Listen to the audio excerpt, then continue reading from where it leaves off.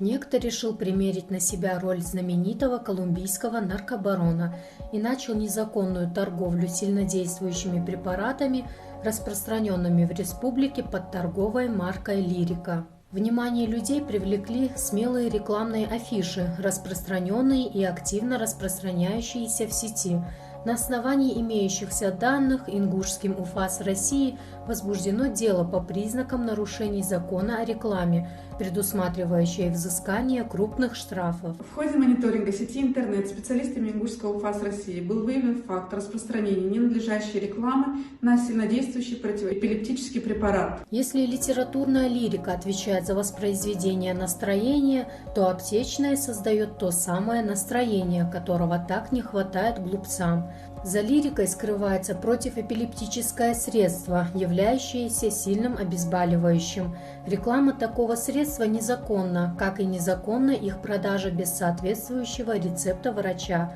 А Пабло Эскобар 21 века не смутило ни первое, ни второе. В сети Instagram с прямой ссылкой на популярный мессенджер WhatsApp шла широкая рекламная кампания с указанием контактов и цен для реализации. Распространение сильнодействующего препарата является прямой целью статьи 234 Уголовного кодекса Российской Федерации. Рекламная кампания оказалась настолько масштабной, что на афишах были указаны виды запрещенных препаратов, их цены, а также контактные данные для последующего приобретения.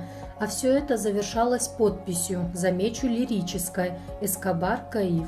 В ходе расследования Ингушская УФАС установила, что рекламораспространителем препарата «Лирика» является ООО «Интерлайн».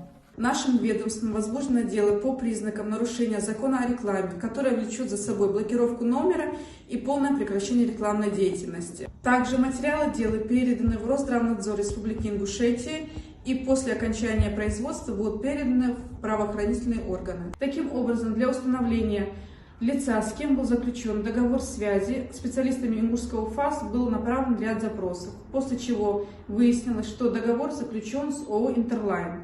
Однако ООО «Интерлайн» не предоставил никаких сведений, подтверждающих факт, что их реклама является надлежащей.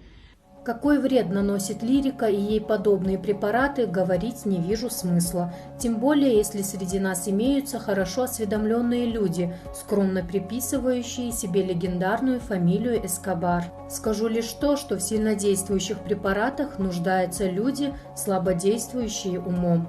Хава Мальсагова, Багаудин Нальгиев, Раиса Хидриева. Утро Ингушетии.